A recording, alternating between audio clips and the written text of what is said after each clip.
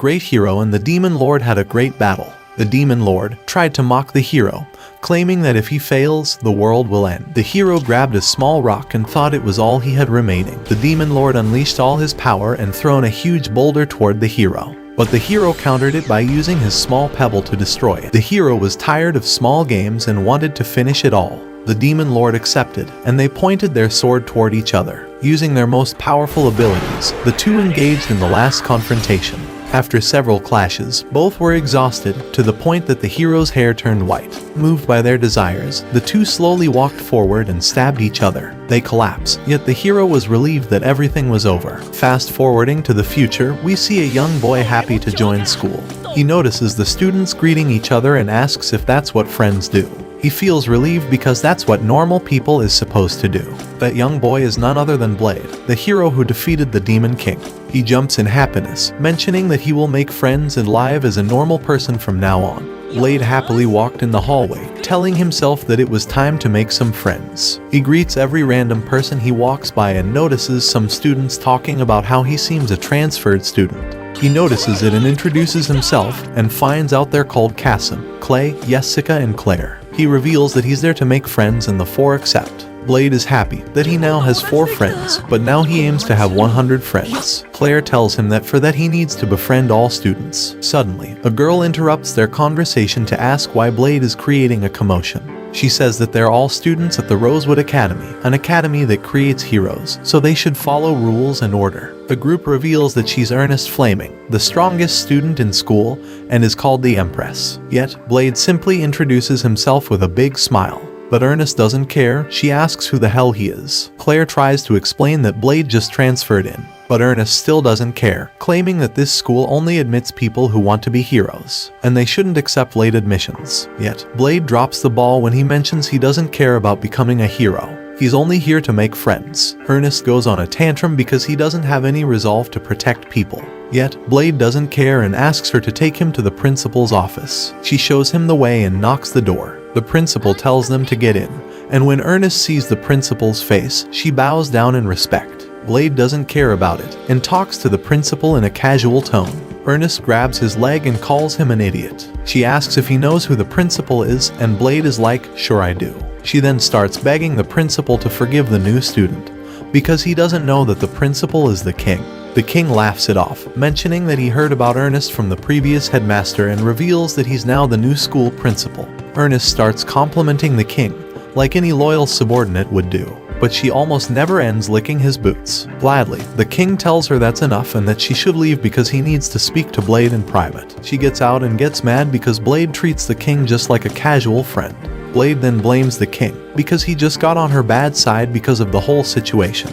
He asks the king what he is doing here, and the king reveals that Blade lost his powers after the fight with the Demon Lord, and he wants him to regain his hero powers. Blade gets annoyed because he wants to be an ordinary person, but the king ignores him, calling this school just a rehabilitation center for Blade. The king continues ignoring Blade and explains he will change the school curriculum. He wants to create great heroes, just like Blade was. The young boy tries to dismiss it as unnecessary because the Demon King is dead. The king mentions the report about Blade's last battle against the Demon King, resulting on both losing their powers. Yet, he believes that there's a way to restore Blade's power. Blade is still pretty annoyed, because the king always acted like this, but he decides to ignore it. Blade returns to class, where everyone is doing their own thing. He notices Ernest and tries to talk to her. She asks him what is he doing in the S class. Blade explains he took the exam for F classes but he was told to come here. She thinks he bribed someone to get into the school and the S class. She explains that this isn't a school that admits people half-hearted to get in, and claims that he cheated. Blade claims he's dead serious in this school. He wants to make 100 friends. He starts introducing himself to every person around, claiming he wants to be friends with them. Ernest gets annoyed by his actions, but he suddenly pats her head. She gets shy and tries to attack him with her sword, but Blade swiftly jumps to dodge her attack. Another student named Sophie interrupts them to tell that the instructor told them to assemble. Blade introduces himself to her twice, but she only ignores him. Ernest then explains what he's doing, and the girl introduces herself as Sophie. Blade starts shaking her hand, yet Ernest calls the instructor. She tells that she wants to test Blade's ability. The teacher tries to stop it, but surrenders after being intimidated. She gets an enchanted metal armor, and tells that every S-class student can easily slice through it. She tells that he must also do it to prove his power, or he must leave the academy. She tries to explain that S-class is on a different level compared to the remaining ones. But Blade is like, how many levels are we talking about? She replies that there are at least 3 levels above the rest. Blade is slightly impressed and decides to use his second sword skill. He unleashes his fighting spirit, impressing everyone around. They notice it's the rarest and strongest Dragon series spirit. Blade accumulates the power around his sword and unleashes the skill Dragon Eater. This is a wind skill that not only completely crushes the enchanted armor into dust, as it also rips off Ernest's clothes, and knocks every student except for Sophie against the wall. Ernest then comes back and asks how the hell is Blade. After looking around, Blade notices what happened and apologizes, claiming that he's an ordinary person. The class ends and it's lunchtime. Ernest is eating alone in her spot. Blade decides to join her and calls his friends to join them, but they all refuse to. Ernest explains that table is reserved for her, but he confuses the situation. He asks if she's being bullied, but she calls him an idiot and reveals that everyone is afraid of her. He wants to know why, but she ignores him. After tasting his food, Blade starts to eat like he never had a meal in his life. She's confused because it's just curry, yet she apologized for telling that he bribed someone to join the school. But Blade didn't even remember that situation. She admits that he has some talent, but Blade is focused on his food. On the other hand, Blade thanks her because she helped him realize his dream of having friends. She's confused, but he tells that since they're eating together, they're now friends. Ernest gets as red as tomato and tells that she doesn't mind being his friend. Later at night, Ernest gets back to her room and reflects on his words. She initially calls him an idiot, but then starts rolling on her bed, happy that she managed to make her first friend. Suddenly, her sword starts shacking, making her remember her past. When she was younger, she immediately felt an attraction toward her sword. Yet, when she approached, the sword told her to surrender herself to it. Ernest fell into those words and picked up the sword. Her hair turned from black to red. And since then, the sword has been filling her mind with words to destroy, slash, and burn. The sword repeats those words, but Ernest tells it to shut up.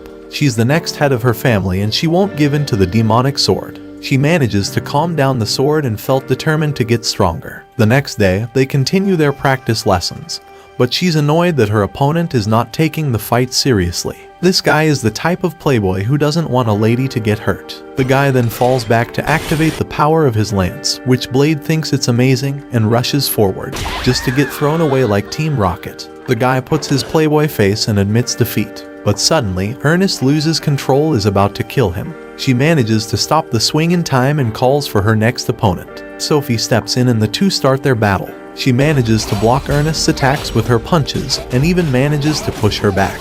Ernest is forced to use a fire skill and Sophie admits defeat. She then calls Blade to fight her, but he's worried about her condition. She tells that she's fine and gets into her posture. Yet, she suddenly drops her sword and faints after feeling the sword trying to consume her. Blade manages to catch her in time and takes her to the infirmary. He tries to convince the doctor to make Ernest feel better, just like she did to him after defeating the Demon Lord. But she explains she cannot do something against spells and curses. Ernest then wakes up, confused about what happened. Blade tries to explain, but she gets startled and tries to get up. Blade stops her and explains everything. Ernest wants to leave, but the doctor tells her to rest. Blade promises that he will take care of Ernest and helps her get back.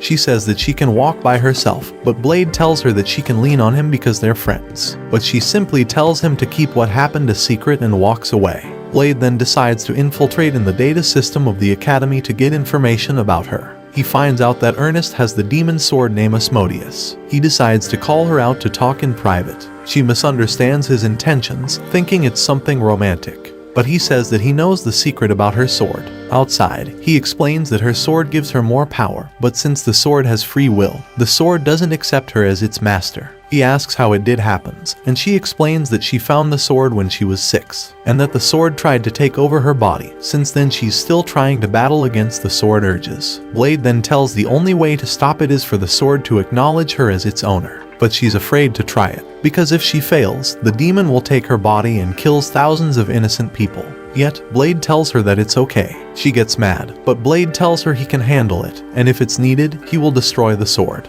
She decides to believe him and starts the ritual to form a pact. Blade watches her from the side as he sees flames surrounding her body. After finishing the chant, the demon sword increases the flames to test her. Ernest sees herself in front of the demon and she orders it to submit to her. Yet, the demon refuses to surrender, forcing them into a fight. The flames start to generate some sort of small demons, wishing to destroy everything. One of the demons tries to attack Blade, but he destroys it with his punch. After watching the scene, Ernest believes that Blade will take care of everything if she fails. She decides to give it her all and decides to go all out against the demon. The two clashes with their powers, and with Blade's support, she manages to win the battle and control the sword. Blade catches Ernest as she falls from the sky and congratulates her for succeeding. From that moment on, Ernest changed her habits. She starts to greet students with a smile instead of being moody, all thanks to her first friend, Blade. The day continues as usual until class starts. Blade ends up practicing against two students, but he simply dodges every single attack.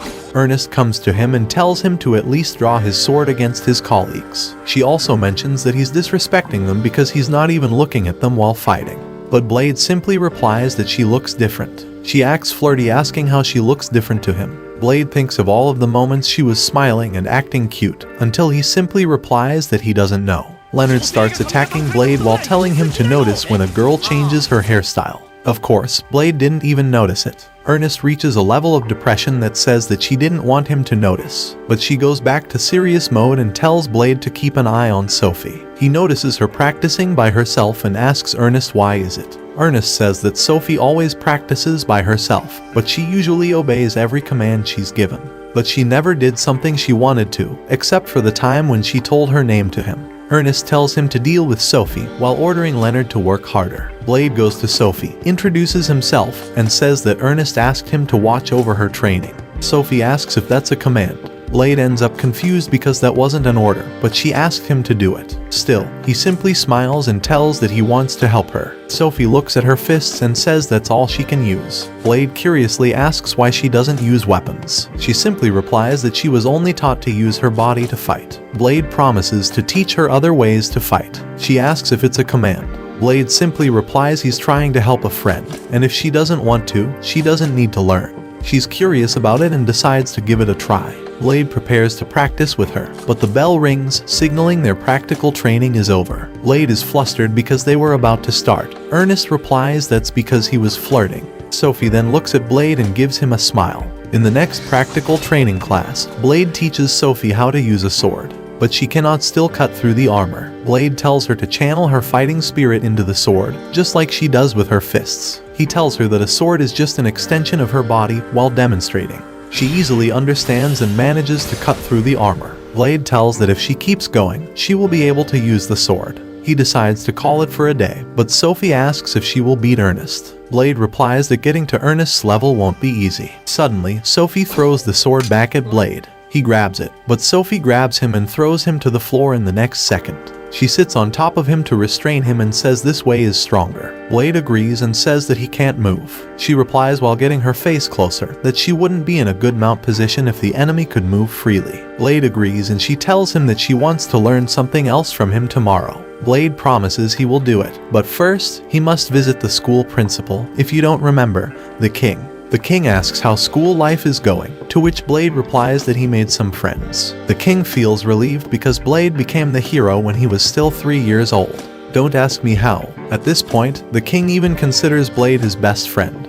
But Blade wants to be friends with people around his age. The king is curious and asks who Blade's friends are. Blade mentions he's been lately closer to Sophie. The king isn't surprised. He already expected that Blade would be interested in her. The two comments on how strong she is, but the king states that she's still incomplete. Blade is confused, but the king explains their goal for her completed form was to surpass Blade. Blade gets mad and asks what this is about. The king mocks him for befriending her without knowing she was part of the artificial Great Hero project. Blade is once again confused. The king explains that if Blade, the Great Hero, can exist, then there's also the possibility to create an artificial Great Hero just like him. He basically explains there's a certain group who used ancient forbidden knowledge to create an artificial hero. They took a test subject with the best aptitude and tried to artificially manifest the Great Hero's powers. To make it worse, they created several clones of her for that experiment, and they used them to make new experiments and adjustments. Blade is confused about the clones because he thought they were thinking about Sophie. The king reveals Sophie's real name is Sophicia Femto. Femto signifies 12, which means she's the 12th clone of Sophicia. Blade's eyes are shaking as he cannot believe the truth. The king continues by saying that the original Sophicia was treated as an object to be experimented on. Blade angrily gets up, but the king explains that he wasn't involved. Plus,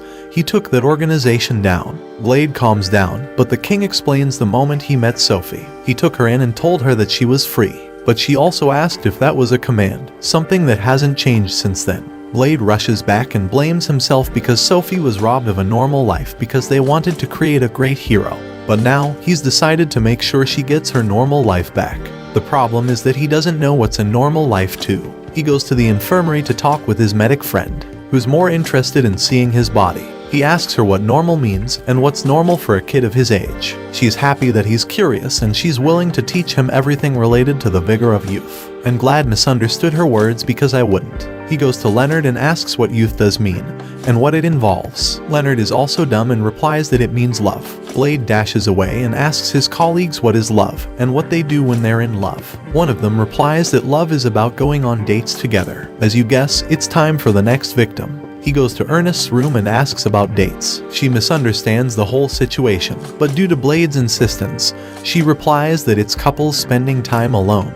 They talk, walk around, and go shopping. But despite being happily shy about it, she says it's too early for them to go on a date. Blade storms off, telling he will be going on a date. Of course, Ernest wants to know who's the girl stealing her spot. While looking for Sophie, Blade enters the girl's bathroom, and asks Sophie on a date. She replies if that's an order. It isn't, but he tells that's important. She smiles and agrees. Of course, girls including Ernest decide to spy on the two while mentioning what happened. The girls are still calling Ernest the Empress, and she tells them to simply call her Ernest. The girls refuse, but Ernest explains their comrades united with one single goal: to keep an eye on Blade and prevent him from doing funny business. I wonder what she means by that. Sophie arrives at the meeting spot on time and tells Blade she doesn't have an idea of what a date is. Blade replies with, "Don't worry, I've planned everything." Of course, his agenda sounds more like a mission briefing. The girls think this is too detailed and that it really sounds like a date. Sophie holds onto his arm, and they start walking. Ernest and the girls don't like that interaction and end up losing them. Turns out Blade planned to walk around the city, eat some ice cream, visit some spots, run around, and even feed the fish. They then go to an arcade to play the punching game. Ernest and the girls are pretty jealous and want to stop them. Why, you ask? Because they destroy the bloody machine.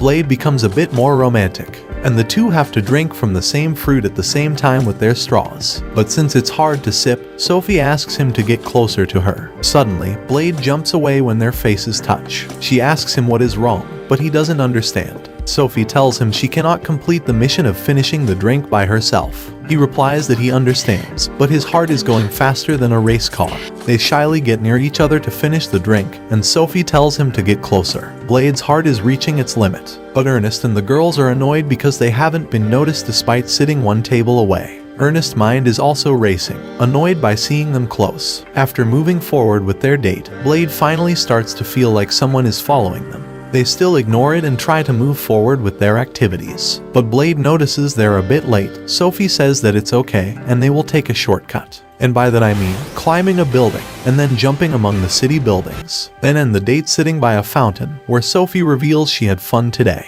She then asks why he decided to call her on a date. He wants to tell the truth but he can't, so he replies that it's because she's his friend. Sophie asks if they're really friends because friends don't keep secrets from each other. Blade thinks he was caught, but she then says that she hasn't told him something. She decides to reveal to him that she isn't a normal human. She explains the whole incomplete test subject story and shows the power she got from it.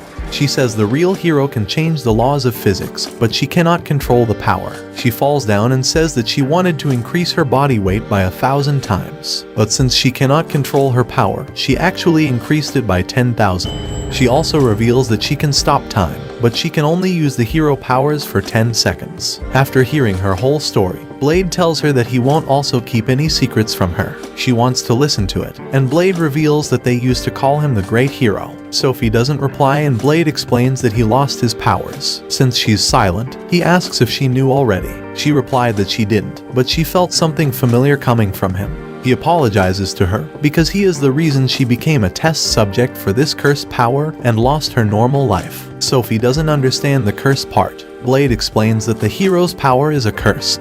He never wanted to be the great hero, but he had no choice but to fight because they told him that he could use the power to save people. He started to fight monsters when he was only 3 years old. That was the time his powers had awakened. He became strong and almost died several times, but there were still people he couldn't save. People would be angry at him when he couldn't save their loved ones. Blade starts to cry and Sophie runs toward him to comfort him. She says that even if didn't he want to be it, he was still the great hero. She reveals that after being rescued by the king, she went out on a journey to find out who she was. She mentions all the cities he saved and all the people he also saved. He holds her tight while she tells him to be proud. He says that's impossible, but Sophie replies that she is proud that she took part in the artificial great hero experiment, because she wants to become someone like him. After hearing those words, Blade decides that he won't be haunted by his past anymore. The two hold hands and promise that they will keep his real identity a secret. Blade and his fellow classmates were enjoying their lunch in the cafeteria when Ernest mentions Blade had food all over his face. Sophie kindly helped clean his face, making Ernest complain out of jealousy. Her new friends arrive and ask if they can join them. They end up joining them and one of the girls asks for Blade's opinion on their outfits. Blade is confused, but Ernest interrupts and congratulates the group for being promoted in class to their class. Blade is still confused, and the students mention only S-rank students can dress freely.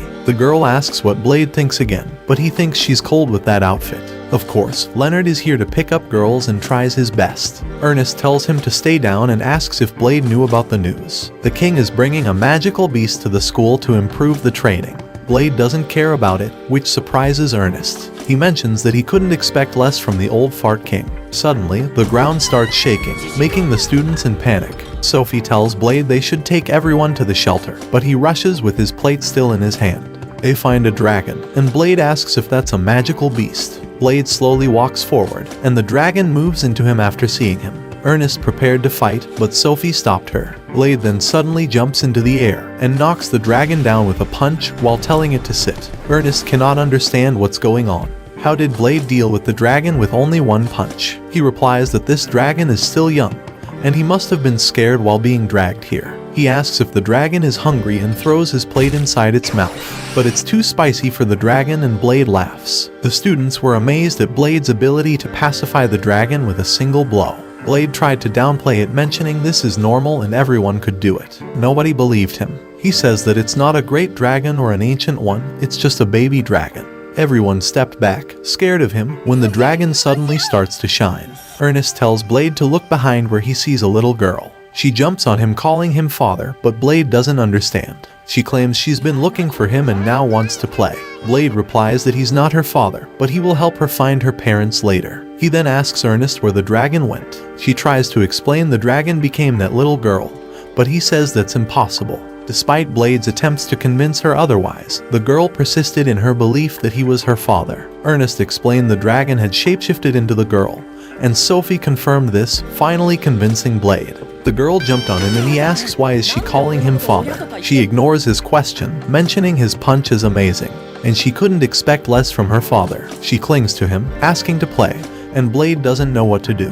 They then decided to let Blade care for her to prevent her from going on a rampage. While bathing the little girl, whom he named Ku, asked why he gave her that name. Blade explained that he chose after a strong knight who always kept promises. This pleased Ku, because dragons also keep a promise, even if it costs their life. Ernest interrupted the bath and got shy after seeing his chest. He asks if she did learn anything about the girl. She mentions that magical beasts like dragons are creatures who seek strength. Once they're defeated, their flesh decays, but they leave a fragment of their soul with their knowledge. That fragment then can be incarnated as another entity and copies the shape of the being that defeated them. In short, Blade concludes a dragon can take a human form if defeated by a human. Ernest explains it's rare because most humans cannot defeat a dragon. Blade realizes she's talking about his strength, and he wondered if Ku had been defeated by a human in her past life. Ernest realizes that Blade decided to name the dragon. The girl revealed herself, mentioning she likes her name. Ernest sees Blade was taking a shower with Ku and kicks his face while calling him a pervert. The following day, Ernest was still annoyed, especially because Ku was sitting on Blade's lap. Ku asked him to feed her, and Blade did it. Ku mentions she's capable of feeding herself, but being fed by Blade makes it taste better. Claire thinks Ku is cute and tries to feed her, but Ku becomes aggressive, mentioning she won't be friends with weak humans. Blade tells Ku that she scared Claire, but Ku replies that he should only pay attention to her, his daughter. She mentions that he must give her a good morning kiss and she must sit on his lap for him to feed her during mealtime, to which he agrees. Every girl is shocked and asks if Blade kisses her in the morning. He mentions he never did it. Ku then mentions Blade spends his time staring at mature female bodies, which she thinks it's unacceptable. The girls take this seriously and confront him, and the boys backstab him. They claim he is guilty and punish him by leaving him alone during training. Ernest recommended that their classmates not worry about him. Blade then notices Ku walking by and asks if she wants to join him.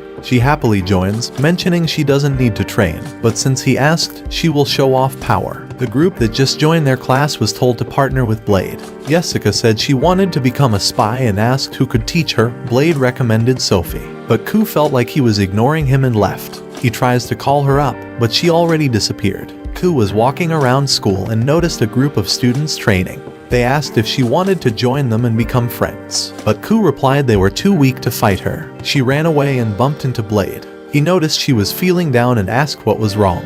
She dismissed it and told him she was starving. He told her they were going to get some curry. She hugged him and said he knew her too well. After their meal, Blade watches Ku fall asleep. He pokes her face and she holds his finger. Ernest knocks on his door and the two go outside. He explains to her that dragons are tormented by their parents when they're born. They only do that because the child only recognizes their parents due to their strength. Ernest asks if that's the reason why Ku behaves like that. He replies that Ku has been alone since she was born. Ernest tells him that he cannot pretend to be Ku's father for longer. Blade agrees, but he's afraid that Ku will end up truly alone in the world. He asks if Ernest knows how much it hurts to be alone. She then realizes what he's trying to say and now knows that Blade is serious when he decided to take care of Ku. She then asks if Sophie is reassured, revealing that she was listening to everything. Ernest and Sophie were worried about him, and Blade says that things are going well with Ku. The girls head back to avoid any scandalous rumors, but when Blade enters his room, he notices Ku isn't there. He goes to the roof and asks her what's wrong. Ku replies that looking at the moons calms her down. She sees them as representations of parent and child. Blade understands what's going on and asks if she doesn't want to make friends. Ku says he's wrong because dragons are stronger than humans, both physically and mentally. Dragons did not form friendships and they live and die alone. She doesn't need friends, she only needs her parent, Blade. Blade plays it around and tells she's indeed strong. The next day, Blade tried to make the king babysit Ku, but it didn't go as planned.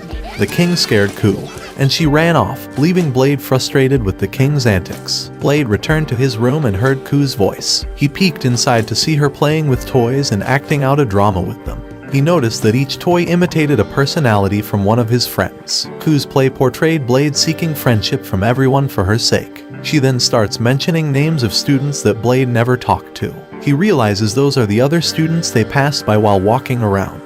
The toy named Blade then mentions that his daughter managed to make 108 friends. Blade realizes that Ku wishes to have friends but claims she doesn't. He walks away, disappointed that he never noticed it. Ernest approached him, offering to help search for Ku, but she was stunned when Blade started banging his head against the wall repeatedly. She stopped him. She asked him what was wrong. Blade explained that it was challenging for Ku to make friends because dragons didn't see weaker beings as equals. To be Ku's friend, they would have to defeat her in a fight. He felt powerless to help Ku find the friendship she desired. Ernest urged Blade to rely on her and others instead of trying to handle everything on his own. They made their way to meet the lower classes and ask for their help in the fight. Blade talked about Ku, explaining her desire to befriend them and asking for their assistance in defeating her. But the students knew they couldn't defeat a dragon. Blade begged on his knees for them to become Ku's friends, and Ernest repeated his actions. The remaining students from S class also arrive and beg on their knees. They want Ku to finally get some friends. The students couldn't believe their eyes and ended up agreeing with the request. The next day, everyone waited for Ku's arrival at the arena. She comes in her dragon form and notices the king watching from afar, enjoying the scene. The secretary asks if a dragon will acknowledge defeat if it's taken down by a large group. But the king thinks it will because dragons know humans work in groups. The king feels sad because Blade won't join the fight. But Blade almost tells Ku that it's okay if she burns the king into crispy royal bacon. He then pats her head and mentions that she couldn't fight when she was captured because of a trap. But this time, there are no traps. She can show everyone her strength. She breathes from fire, and everyone prepares to start the battle. But of course, the students start running away when Ku uses her fire breath, her tail. Ernest uses her broken sword to hit Ku and yells at the student to remember their plan. Somehow they recover their brain and follow the strategy. They surround Ku from all sides and dodge the tail attack, well, some do, giving the ranged weapon squad a chance to attack. Blade is hyped up because the plan seems to work, while the Trash King is having fun. Ernest orders the long-range squad to attack when the other squad falls back. The students combine their attacks to hit Ku from all sides. The king's secretary, or whatever she is, ends up being impressed by the students who attack from Ku's blind spots. The king thinks they're working well together, but there's a problem. Ordinary attacks cannot damage a bloody dragon. Blade starts to get worried, yet Ku isn't holding back. Some students are already calling 911 while others are preparing their casket. Ku uses fire while also going Hulk smash. The king feels like Blade is waiting for something, but mentions the battle will end before that. Ku attacks a group with fire, but they dodge. Blade yells this is their chance. Sophie takes this chance to run and punch the hell out of Ku, while Ernest uses her magic sword to deal a fire attack. The king is impressed, mentioning they finally dealt some damage, but Blade's plan still failed. Yet, Blade mentions this is enough because Ku lost awareness of her surroundings. The floor suddenly seems to break and Ku ends up being pinned against the floor. The king doesn't understand. He thought they were fighting fair and square. Blade mentions they're fighting fairly because the trap was placed during the battle, not before. Turns out Leonard was the one digging a hole after the battle began. The king realizes the students have been stalling for time, but it's still not enough to win. Blade already knows it and mentions the real battle will begin.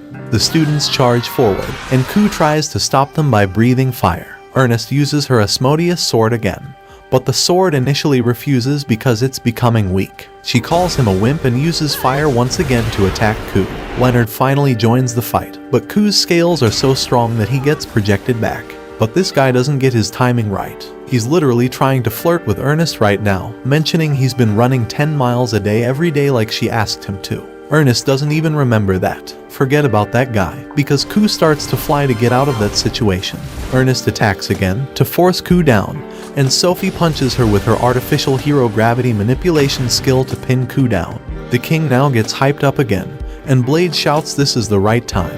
Everyone is tired as hell, and Ernest complains that he's making them work hard. She calls forth for more power from her sword, who's shaking because he cannot take it anymore. But Ernest doesn't care. The sword starts channeling all its power. The king is impressed because he didn't know there was a capable student in their school. But Blade explains it's not only Ernest's powers. He mentions that most people are weak as ants, but with every student, they can share their power with Ernest to give her a bigger power. All the students mention they want to become friends with Ku and ask Ernest to give her a beating. After channeling all her power, Ernest attacks Ku, creating a huge explosion. Meanwhile, Blade tells Ku to take a good look because that's the powers that humans have. Ku returns to her human form and looks like she's not only exhausted but also traumatized for life. She's tearing down because she lost, but Blade comes to pat her head and comfort her. She apologized for disappointing him with her defeat. She thinks he will abandon her for being weak just like dragons do. But Blade mentions he won't abandon her and corrects her. She isn't weak, she only lost because humans were stronger. Following his instructions, she ends up accepting defeat and Blade asks if she can be friends with everyone.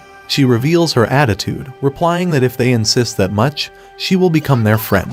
Yet, Blade chops her on the head, and she shyly asks everyone to become her friend. Everyone smiles and accepts it. In the aftermath, the secretary asks the king what is he scheming. He simply replies that he wants his students to grow up. But with this demonstration, he now wants to arrange a new training method.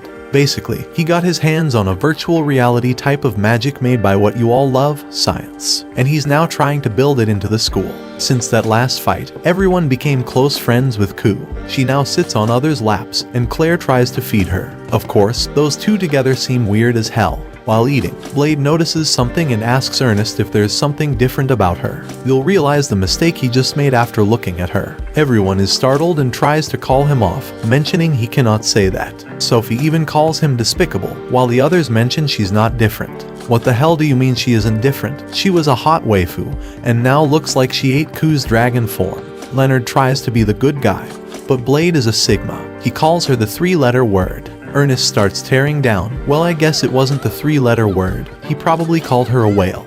She cannot take it anymore and runs while crying. Gotta say that was quite an earthquake. Everyone proclaims Blade guilty, but since he doesn't have common sense, he doesn't understand it. Blade ends up being quite depressed for the next couple days because Ernest didn't leave her room. Ku tried to comfort him, but it wasn't enough. The girls mention that Ernest could even stop being his friend. Blade freaks out, he wants to be her friend. He asks the girls if Ernest would forgive him if he apologized. He tries to run into her room, but Claire stops him. She asks if Blade doesn't know why Ernest is mad at him. To be fair, if it's not that, not even I know. Claire mentions that Blade will probably make Ernest even angrier, so the girls tag along. They knock at Ernest's door and tell her that Blade came to apologize, but there's no reply. They picklock the door and get inside Ernest's dark room. They see her on the floor, seems like she's crying. They ask if she's alright, but Ku has a different reaction. She mentions it looks tasty and asks for some. When the group turns on the light, they find out Ernest was stuffing herself with 3 boxes of pastries. She even tells them to not look at her. Imagine the audacity. She tells the desserts are tasty, and Blade calls them the culprit. Ernest then explains that she's been feeling hungry all the time since their last fight with Ku, and seems like she never realized that delicious pastries existed before. Blade is more interested in what really matters. He asks if she wants to burn some hot calories. Okay, he didn't. He asked if they were still friends. She replies that she didn't want him to see her like that. To be fair, I don't think anyone wants. Since everything is okay, Blade is like, cool, I'm out then. Claire and Jessica stop him and tell him that if he leaves, Ernest will become a lost cause. So, he needs to say something nice and stuff, you know, tell a lie. He gets the idea and only makes it worse by telling Ernest that it's good that she's enjoying the food. He's a lost cause, and Jessica begs Leonard for his help. As you might expect, this guy tries to flirt with Ernest while mentioning that he's too poor to pay for her restaurant bill. Blade learns from him and gives into his flirty personality. He grabs Ernest's shoulder and asks if this is something she cannot deal with alone. He tells her that she should ask for their help, they will train her. Ernest tears down and feels motivated to give another bite in that donut. The only problem is that Big Mama cannot exercise properly anymore. She runs with Blade and Ku, but at this point, if they stop moving they will be going at the same speed as her. They continue with several exercises with Blade and Ku trying to motivate her, but she's too weak. To make it worse, her special diet meal is literally half an egg, 2 broccoli, and some small fish. The girls around her are eating full plates and tell her to cut her calories. She even tries to burn some fat later in the sauna, but she cannot take it anymore. When she gets out, the girls are ready to weigh her. She gets on top and crushes it. Turns out, she didn't lose weight, she got more. Blade is curious to know the result. The girls knock him out. Jessica tells Ernest she must have gained muscle from training because that's exactly what happens, right? Claire then starts to get the right ideas, like finding a way to raise her metabolic rate. That gives Ernest an idea, so she asks for Blade's help because she wants to try something a bit drastic. She gives him a sword and explains they need to use the testing ground because it's protected by a magic barrier. She pulls her Asmodeus sword out and asks if Blade can praise her if she manages to pull this off and lose some weight. Blade answers yes, and she gets filled with motivation. She tells him that she will be counting on him if something happens, and he's like sure. She then channels all her power into her sword and orders it to consume her body. The sword surrounds her with some huge flames. Their friends notice the huge fire and come,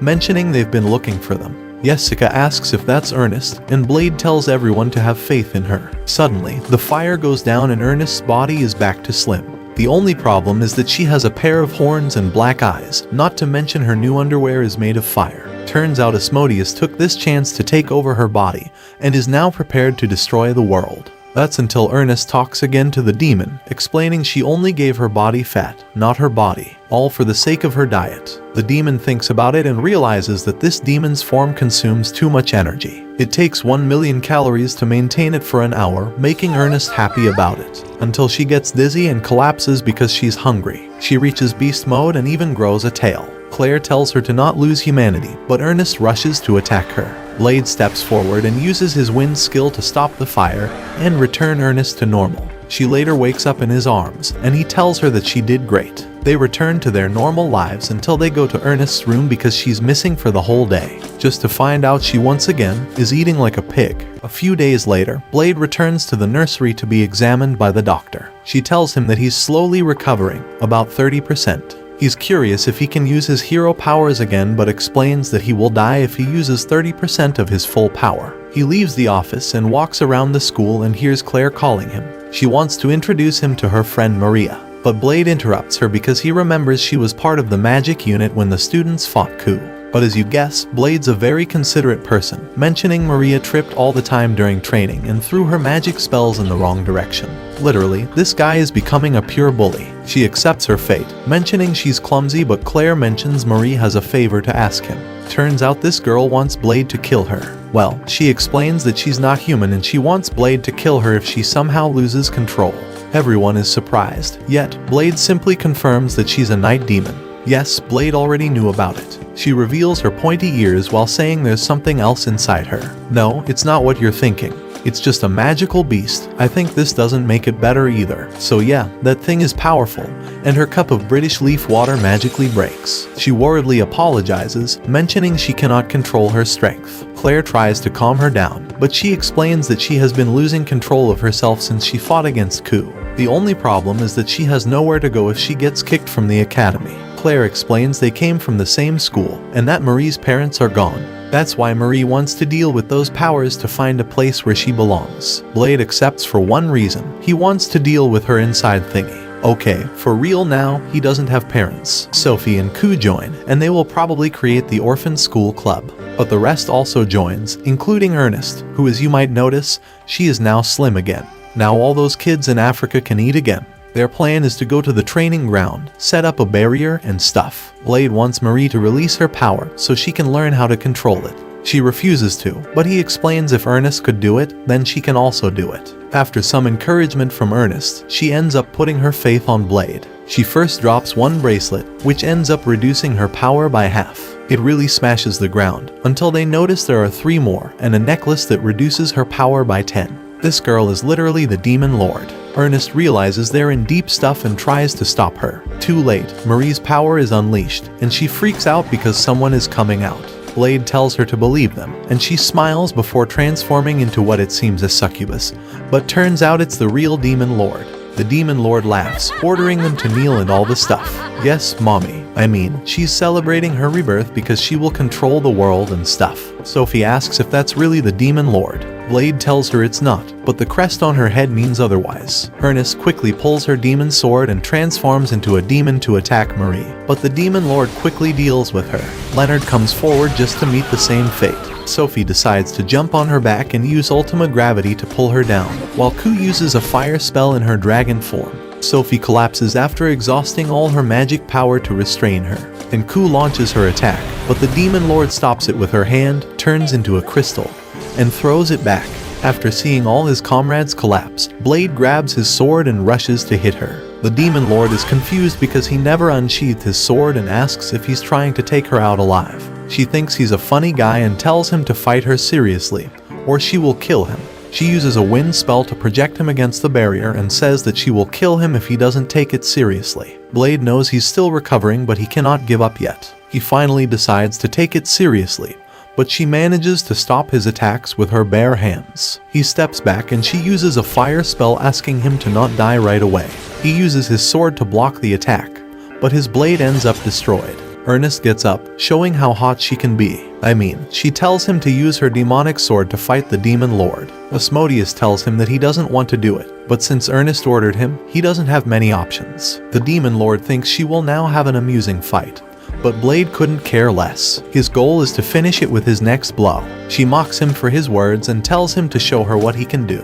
Blade channels his power, but Asmodeus tells him to stop because he cannot handle Blade's immense power. Of course, Blade ignores it and uses his full power against the Demon Lord. She manages to block it with a barrier, thinking it was too simple until she notices her spell breaking apart. She cannot believe her eyes, and Blade manages to defeat her with his full power. He's happy that nobody ended up dying, but he soon collapses. He later wakes up in the nurse's office where the doctor quickly hugs him while calling him an idiot. Despite being injured, he's enjoying life. She asks him why she's always making her worry about him and explains that he died for some seconds. If she didn't arrive in time, he would never wake up again. She calls him a liar because he promised that he would never make her cry again, but he failed. He apologizes and asks about the others. The doctor reveals they're all safe, and Claire is treating them. He then asks about Marie, who is also alive. A day later, everything returns to normal. Well, not everything. Turns out Maria is still in her Demon Lord form. She greets Blade as the hero, but he tries to shut her up. She now has something to use against him in the future, and Blade tells Maria she should stop. She then explains that Maria is a different personality, and Blade asks the Demon Lord for her name, but she was never given one. Blade decides to check it with the king, who reveals that he was aware of Maria's identity. He explains Maria's mother was a human, and her father is the former Demon Lord, the one Blade has defeated. The Demon Lord's daughter quickly adapted to her new life, especially because she claims to be an ordinary young girl. Jessica complains, mentioning she just wants to wear cute clothes. Yet, the Demon Lord's daughter simply flashes at the boys. The students began calling her Mao, and she says that she one day wants a rematch against Blade. She heads to class, and Claire gets worried that she will never see Maria again. At night, Mao knocks on Blade's window while Ku is sleeping. She wants to invite him on a date and grabs him to fly him up. She keeps calling him the great hero and mentions that Maria spent most of her time looking at the moon. Blade asks how old is she, and she mentions that she became self-aware 5 years ago. Blade is confused because she's 5, but she explains magical beasts don't care about age. She takes him to the roof, saying a lady doesn't want to be treated as a child. Blade is confused with the lady part, and she's like, "Can't you see?" As you know, Blade is too dumb to understand. She feels bad because she feels attached to him, but he doesn't notice her. She then reveals that she only stayed in this school because of him.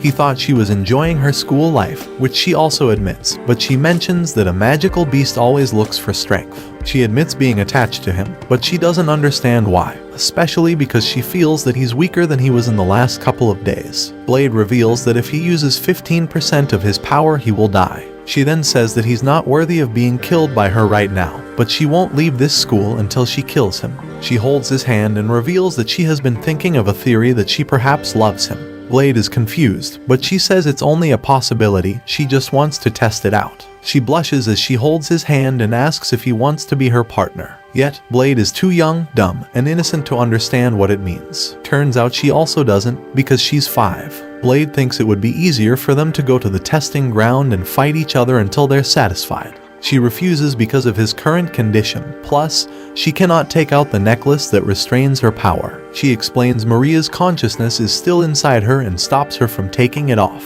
Blade asks about Maria, and Mao explains that she's hiding in the deepest parts of her mind. She mentions that Maria's heart is filled with dark shadows because of her past. She was feared and bullied by humans while she was still a child, and she was forced to hide away with her mother, who always believed her husband would come back. But Maria never believed her father would return.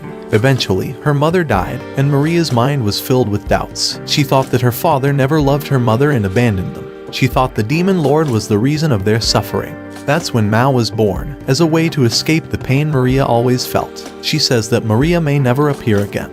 Yet, she explains that she only told him this because Blade is closer to a demon than to humanity, something she likes about him. Blade calls it something of the past, and they return to their rooms. A few days later, they studied Mao's necklace, just to find out it's not a sealing item. Mao explains she's being restricted by the necklace, and Blade asks for more information about it. Eliza, the one performing the research, mentions that it seems some sort of recording device. Basically, that necklace has some sort of message for Maria. Mao mentions that Marie received it from her mother, yet Eliza mentions that the recorded message could bring Maria back and destroy the Demon Lord. Despite the possibilities, Mao decides to accept to play the message because she cares about Maria. Eliza uses a spell to activate the recording, and Claire mentions they could have become friends if Maria and Mao stayed alive. Mao mentions that the ones who remain will be their friends. Eliza orders Mao to open up the necklace, and it projects an image of the previous Demon Lord. The Demon Lord initially tries to apologize for leaving Marie and her mother because he had to fight against the great hero. He didn't want them to follow him into a path filled with blood. He left Marie's mother when he noticed that she was pregnant. He had already decided the name for the child, and ordered Marie's mother to tell the kid that he was dead. Mao finds Marie deep in her find, and asks how long she will be hiding. Marie takes Mao's hand, and they listen to their father's message, revealing that he will love both Marie and her mother forever. Mao starts to cry, revealing she cannot control her body because Marie is also crying in her mind. She mentions that she and Marie are fighting to see who gets to survive, and that Marie is about to destroy her. Mao tells the group to call Marie's name, and the group follows the instructions. Mao loses consciousness and gets on her knees, and Marie regains control of the body. She ends up asking Blade to duel her, and she turns into Mao. Turns out they managed to find a way to coexist because Marie wished to. But their fight turns out to be strange. Seems like Blade is more interested in flirting with Mao instead of fighting, despite her being 5. After having a meal, Blade and his friends are heading back to their school. On the way, they want to get some yummy pudding. But there's a big cart stuck in the road. A lady is trying to move it. Ernest suggests she should use the main road instead. Suddenly, Ernest notices that this lady isn't just any lady, she's a centaur. Blade knows her, and her name is Dion. Dion wants to call Blade the great hero, but Blade asks her not to because it's a special secret. Ernest wonders if they know each other, and Blade hints that they do. Dion says she's known Blade for ages and tries not to spill the secret about him being the hero. Blade then asks Dion about what she's carrying in her cart. He says he'd love to help her with it. Dion is thankful and wonders if the others with Blade are his team. Blade simply says they're his good pals. Together, they help Dion move the king's special delivery. Once it's done, the king has another task for Dion. He says she's going to be a teacher at Rosewood School from now on. This surprises Ernest, but the king believes Dion is a great choice for a teacher. He also hints that Blade knows just how talented she is. The advanced class then watch Dion with some strong metal blocks called God Iron in front of her. Dion uses some special power to break these blocks. Sophie is surprised because she thought these blocks shouldn't be broken.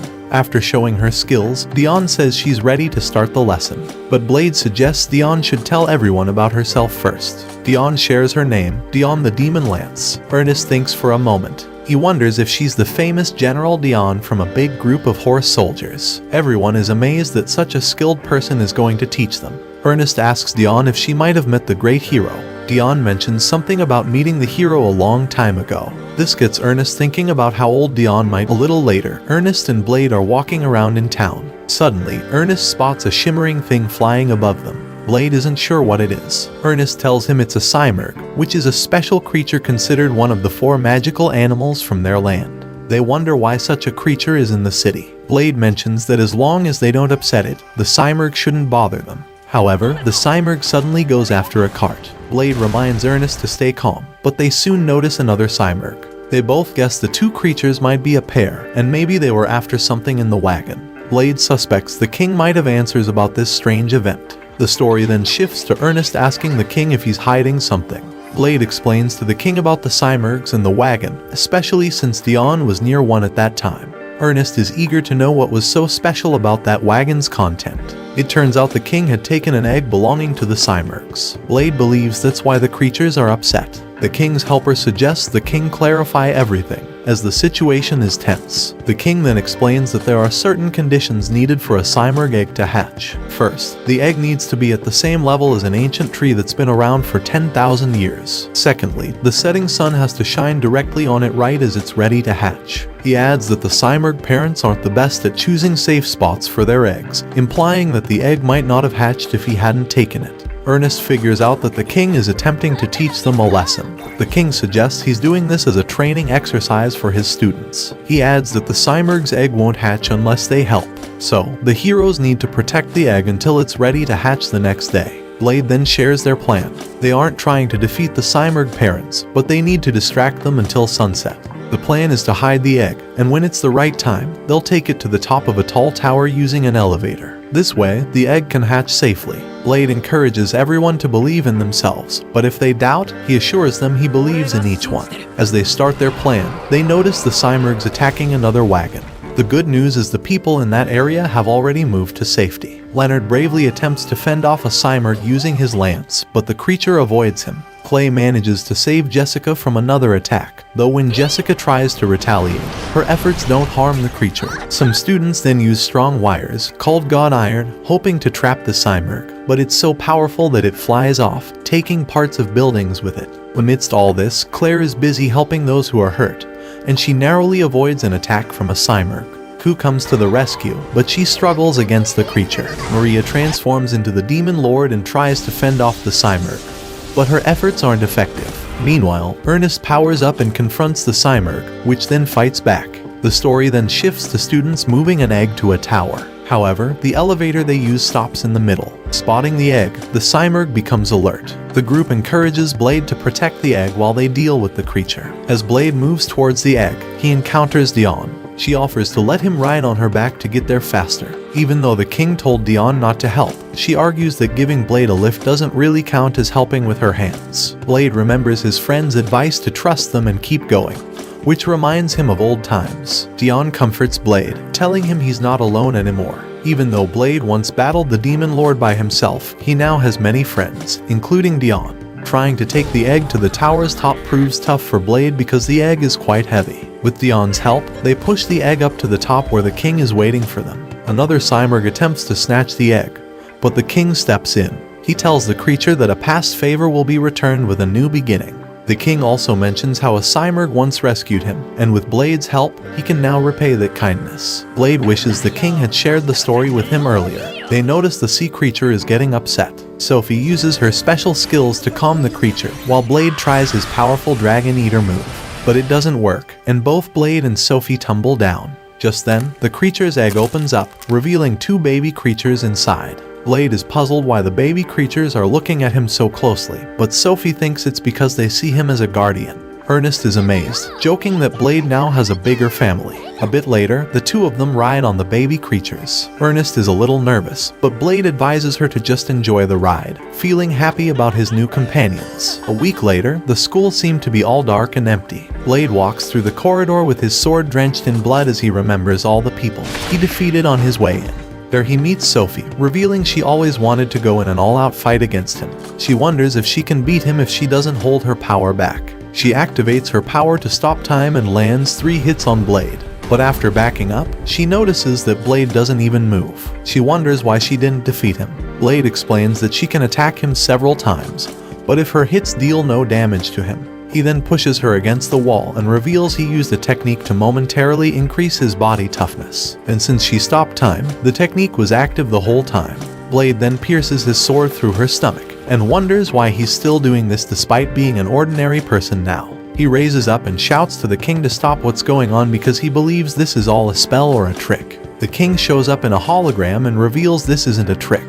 This is virtual reality. I gotcha there, didn't I? The king is all happy because of this new technology and tells Blade to use his real power because nobody will be hurt. The Demon Lord and Ku are having the time of their life fighting each other. The king also mentions this is the best way of practical training ever created. So, his goal is to improve the students' skills by using this technology because they can fight until they're virtual reality deaf. Blade calls this a sick joke and asks if there isn't a way to make it easier to distinguish between what's virtual and what's real.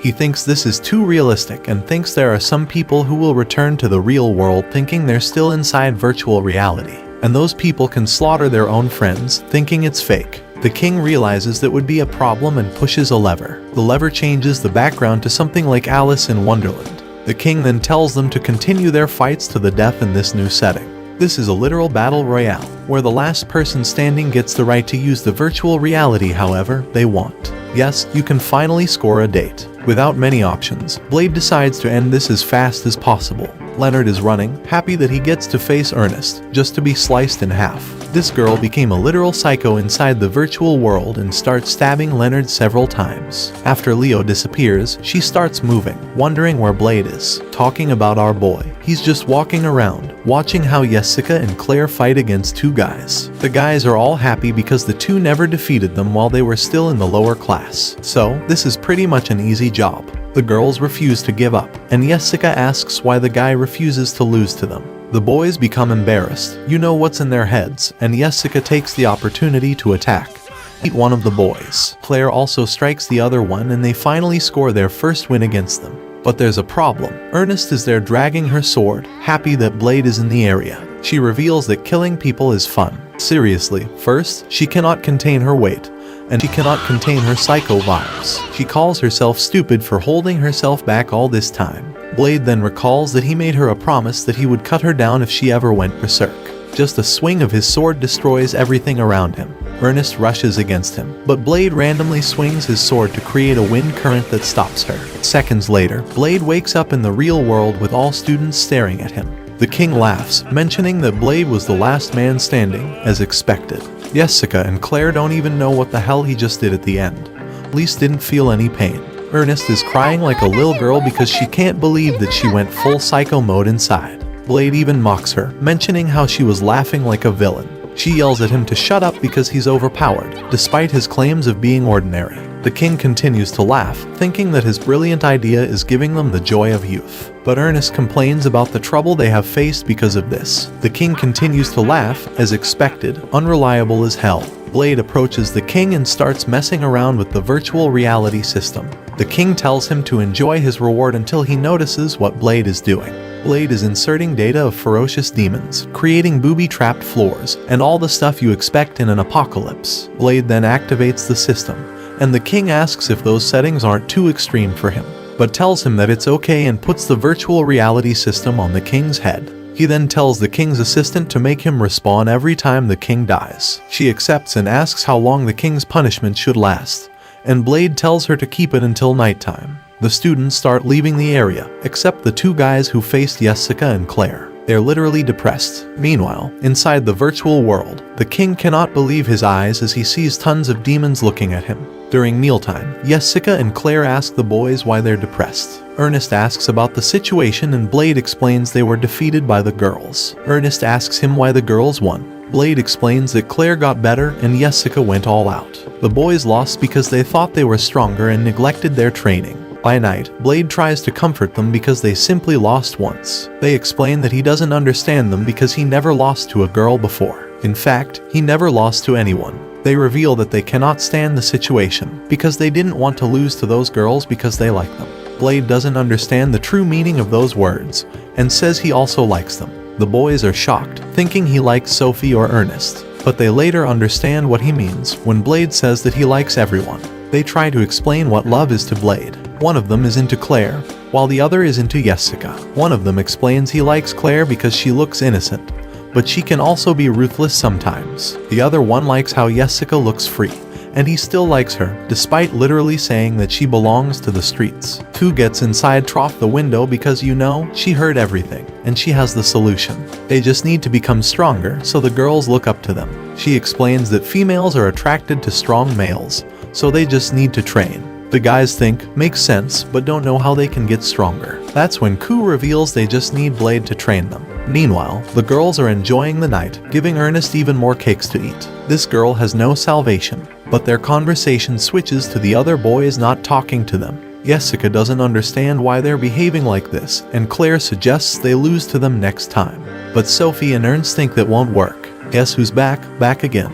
It's Ku through the window. She tells the girls that males like strong women, and if the girls get stronger the boys will be all over them. Jessica and Claire reveal they have no interest in the boys. Mission failed. Claire then suggests to Jessica they should miss training, so the boys get stronger than them. But Ernest won't allow it. For the next couple of days, the boys train under Blade's supervision. Can someone explain what the hell is this? After completing the training, there's another virtual reality competition. The boys promise that if they win against them, they will confess their feelings. They are at once matched against the girls, while Ernest and Blade are the referees. Jessica rushes in immediately and Claire follows up. The guys manage to stop their attacks and get the advantage on their counter. Ernest is curious and asks if Blade taught them how to use their fighting spirit, but he explains that he made them realize that they were already using it subconsciously. So, he just taught them how to use elements. One of the guys uses wind against Jessica, and the other one tries to attack. But Jessica uses fire to counter and projects him against Claire, who smacks him on the face. Jessica then focuses on the other one and uses ice to freeze him in place, followed by a lightning attack. This time the boys accept their defeat and promise they will get stronger than them. Turns out all the girls taught Jessica and Claire how to use elements, just because they were being trained by Blade. Ernest is all made because she's expecting Blade to love her, but she has no hopes of him confessing to her. Of course, Blade doesn't understand what the hell is going on. Claire and her friends spot an android, capturing everyone's attention. Intrigued, Claire can't help but find it adorable. Ernest, curious about what has caught their interest, takes a closer look. Sophie chimes in, revealing that the android has been around for about a week. When Ernest wonders if it's waiting for someone, the android displays a picture of Blade. Meanwhile, Blade is engrossed in meditation when Ku interrupts him. He explains that he's sharpening his fighting spirit because he can only access a fraction, 15% of his full power. This meditation, he believes, will help him stockpile some of that strength. Just then, Ernest and the crew show up, android in tow. Without a moment's hesitation, Blade annihilates it using his signature Dragon Eater attack. Confused, Ernest questions Blade's abrupt action, mentioning that the android seemed to be seeking him out. Blade clarifies that this android serves as a guardian and is designed to withstand repeated destruction. He ponders aloud whether it ventured above ground specifically to find him. As if on cue, the android scans Ernest. The next day, a transformed android reappears at the arena. This time, it takes on the form of a girl, stating that its new look is designed to appeal to male sensibilities. That's when Claire puts two and two together, realizing this must be the same android they encountered earlier. Blade's reflexes kick in when the android lunges at him. He swiftly defeats it using a barrage of his Dragon Eater attacks. Ernest criticizes Blade for going overboard, but he reassures her, saying the android will bounce back soon enough. Just as he predicts, the android rapidly recovers. Ernest intervenes before Blade can finish it off again. She suggests that maybe the android, now in the form of a girl, just wants to be friends. Blade dismisses the idea, cautioning that guardians are always trouble, especially if they go rogue. The android clarifies her mission. She's been ordered to eliminate Blade and is currently in data-gathering mode. Claire invites the android to join their classes. The android warns Claire not to obstruct her mission, or she too will face eradication. Claire notices the word Iona on the android's clothing and decides to use it as a name.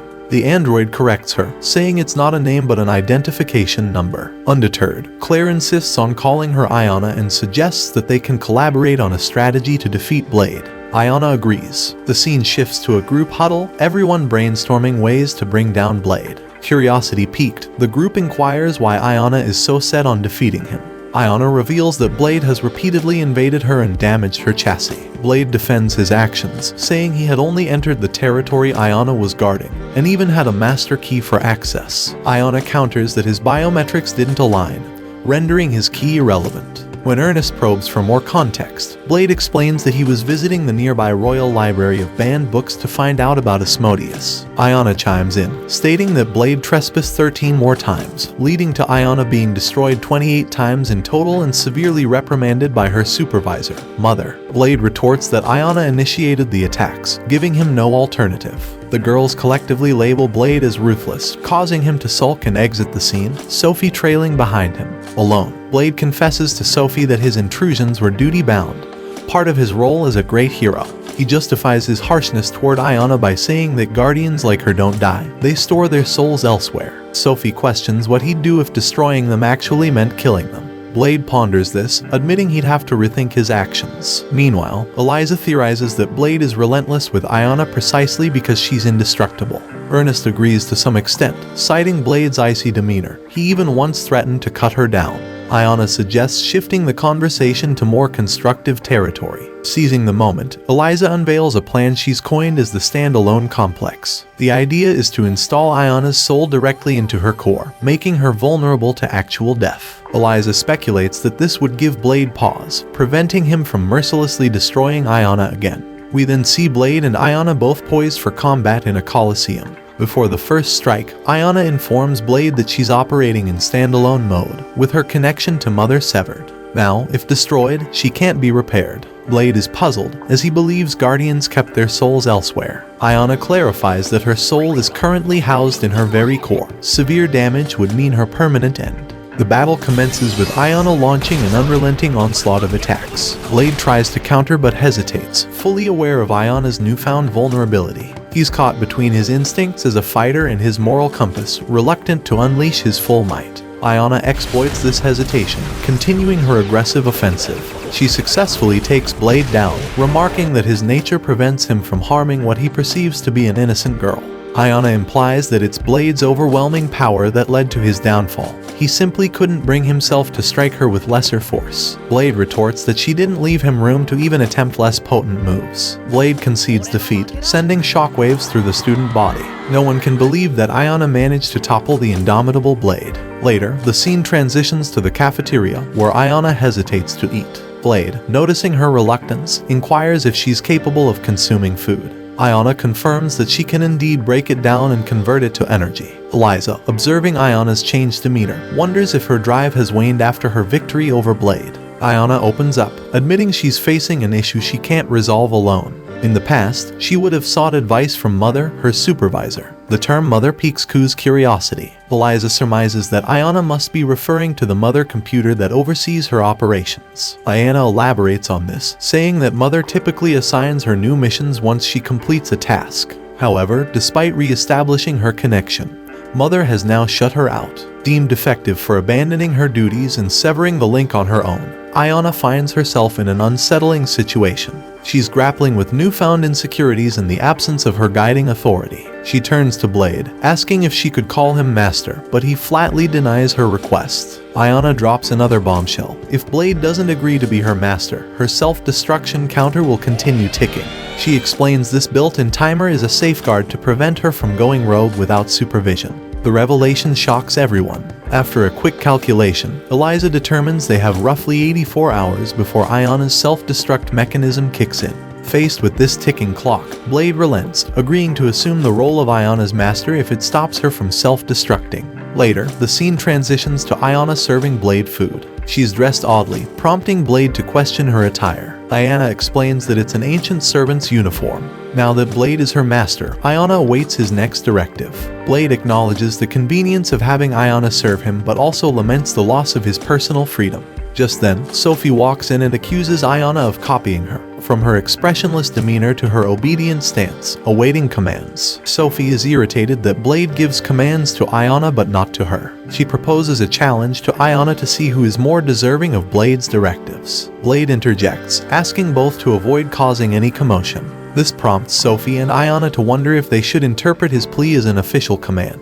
Next, Blade notices something different about Sophie. She's wearing cat ears. She explains it's part of her quest to establish a distinct character. Just then, Ayana shows up, donning bunny ears. Realizing they've had the same idea, the two decide on a staring contest as the next challenge. Ultimately, the face-off resolves nothing, so the scene shifts to an unarmed showdown between Ayana and Sophie. Despite the clear rule against using powers, both Ayana and Sophie can't resist and are promptly disqualified by Blade. Undeterred, they spend the rest of the day competing in various ways to serve him better. When night falls, they announce their intention to watch Blade as he sleeps. They agree that the person most suited to serve Blade should also be the one who brings him peace. As Blade drifts off to sleep, the girls keep vigil. Sophie offers Ayana the option to rest if she feels tired, but Ayana dismisses the need for sleep.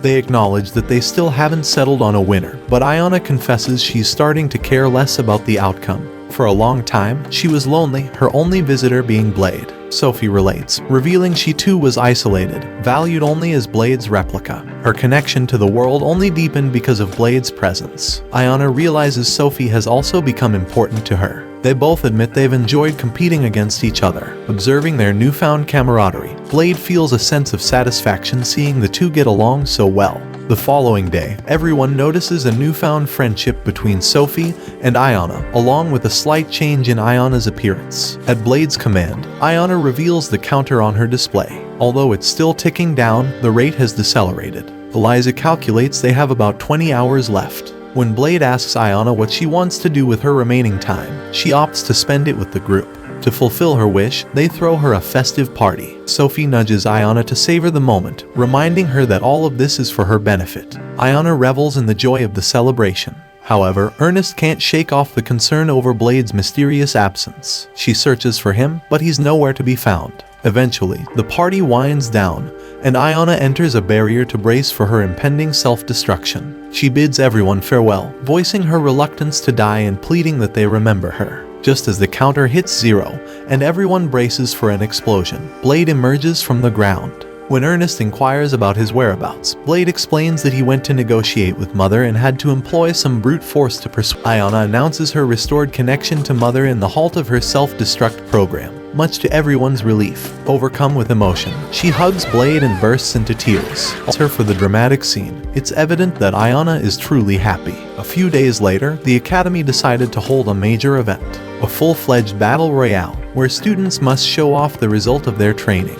The problem is, Blade easily won it. I mean, Leonard is still up, but let's be real. Never mind, everyone is cheering for him, mostly because they got smacked by Blade. To be fair, Leonard's skill takes 50 years to charge up, all to give him time to make his declaration to Ernest, who didn't even realize he was still up. She even wonders how he survived until now. Finally, his skill finished charging and he rushes toward Blade, who simply teleports behind Leonard, making him fall and lose the event. Everyone walks away, mentioning they didn't expect less from Leonard. The guy is dejected on the floor, thinking he doesn't need the others because he has Ernest. Speaking of the devil, there she goes, happy it's time to eat. The guy shatters in pieces, literally. By nighttime, Leonard realizes how strong Blade is, but he wonders if Ernest will notice him if he defeats Blade, and he decides to repair his weapon. The next day, he sits on the bench being the typical useless guy, until Maria shows up, asking if he wants to defeat Blade. He says that she doesn't understand, yet she mentions that she doesn't want to be behind Blade. She wants to stand by his side. She thinks that being defeated by Blade is frustrating, even though she never faced him. But she vows that one day she will be strong enough to stand by his side. Leonard is like, "You must love him." She nervously dismisses and quotes the demon lord's words, "I shall be the one to kill him." Leonard then asks if she wants to kill Blade. His mood quickly returns back to normal, and he even gets motivated. Maria mentions that she knows that Leonard keeps comparing himself to Blade, so basically, she doesn't want him to stop trying to become Blade's rival. She apologizes for her selfish idea, but Leonard is now determined to defeat Blade, just because he wants Ernest to notice him. Maria says she will root for him, just for them to be interrupted by Eliza. She simply calls them dumb because they're idealistic people pretending to be friends. I mean, in reality, there's no way they can beat Blade. Yet, she suggests that with her help, they might find a way to defeat him.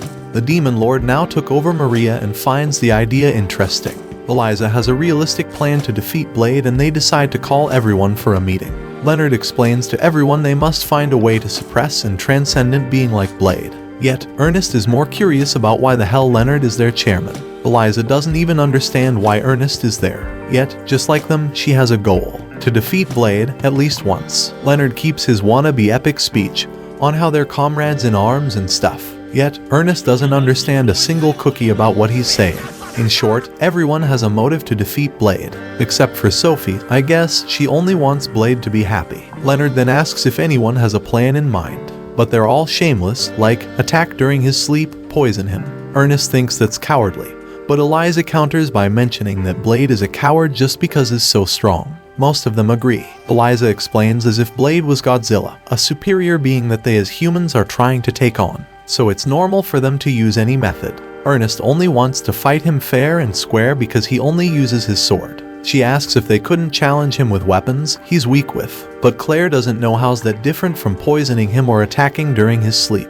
And since Leonard is such a S-word, he decides to follow Ernest and tells them they should face Blade with the methods they see fit. So basically, he decides to make everyone vow they will do anything to defeat Blade. Ernest decides to challenge Blade with Leonard's lance, yet Blade simply destroys it just by moving his wrist. Jessica is next. She decides to sneak on him while he's sleeping. However, Ayana is there to protect her master and turns Jessica into barbecue. Jessica, even though Ayana was on their side, but she only acted as an automatic action. Leonard decides to go next. After fixing his lance for the second time, he promises that he will surpass Blade, who simply advises them to give up. Leonard charges his lance up, yet it simply explodes on his hands. Yes, that dumb guy decided to fix it with tape.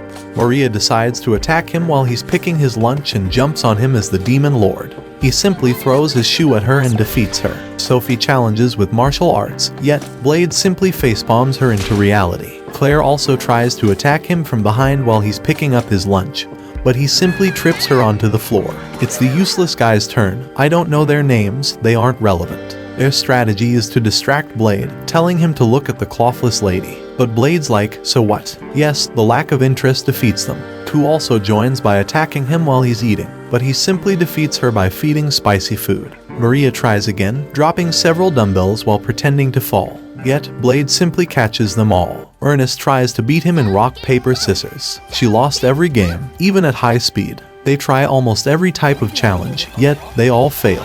During the group's next meeting, Ernest gets the idea to draw lots. They will manipulate it, filling it with losing lots so that Blade can taste defeat. But in reality, they've all been crushed that they all forgot why they're doing this. Ernest still remembers it, yet Leonard mentions the goal doesn't matter, it's the process that has meaning. She doesn't care, she wants to defeat him. Ayana then suddenly mentions the time Blade admitted defeat against her. They think about what they did during that time and how they can replicate it. They used Ayana's life as a hostage, so they must now find something to make it a hostage to defeat Blade. The The next day, everyone's in class when Blade notices Leonard and the other two guys are missing.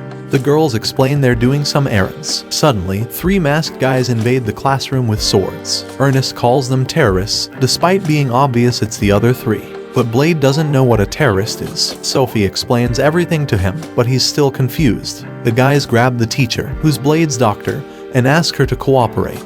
They take her away and tell the students to get out. Blade tries to follow them, yet Ernest stops him, explaining they're hostages. Blade is confused, and the doctor plays along, asking Blade to help her. Of course, the girls get jealous about the way she does it, and they all ask to be the hostage. Blade is confused and indifferent to the whole thing.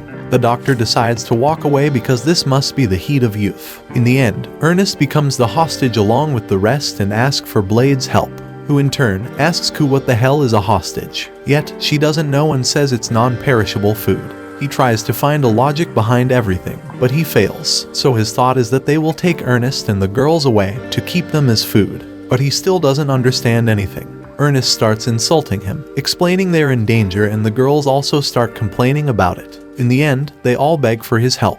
Blade tries to do 1+1, but he still doesn't understand anything. The girls keep begging for help and the guys tell him to surrender. But Blade simply calls the boys' names and asks what they are doing. They're shocked, and when did he find out it was them? Blade already knew it was them from the start. They ask him how, and Blade explains he could tell by the way they walk. They throw their masks at Blade while insulting him. Blade then asks what they are planning to do by taking the girls hostage. They're initially confused, but they keep the act. One of them says they will use them as non-perishable food. Blade says they should eat their friends. The girls are confused because they think the whole scheme is working. The main problem is when the guy goes over. In the end, he gets a massive beating from the girls. They ask if Blade will give up, but our boy is confused and asks why. Leonard explains they know he's weak against hostages because of the way he admitted defeat against Iona. Blade reveals that worked that time, but it won't this time. Leonard tries to level up the act by putting his blade on Ernest's neck. They now ask if Blade will give up and what will he do. He simply gets his sword and uses one of his skills. Not only does Leonard's sword shatter, but it also destroys the boy's clothes. Ernest gets super annoyed and decides to use her fire to turn into Asmodeus to attack Blade. Everyone joins the attack, but they end up on the floor in the next second. Blade asks what all of this, and Maria replies it's pretending to be terrorists. Blade laughs and tells them this was his first time playing a make-believe game and asks about his performance because he doesn't know the rules. Everyone compliments him and asks if the terrorists will appear tomorrow again. But turns out they're continuing their meetings, mostly because Ernest wants to defeat Blade. Watch this next video. See you on the next one.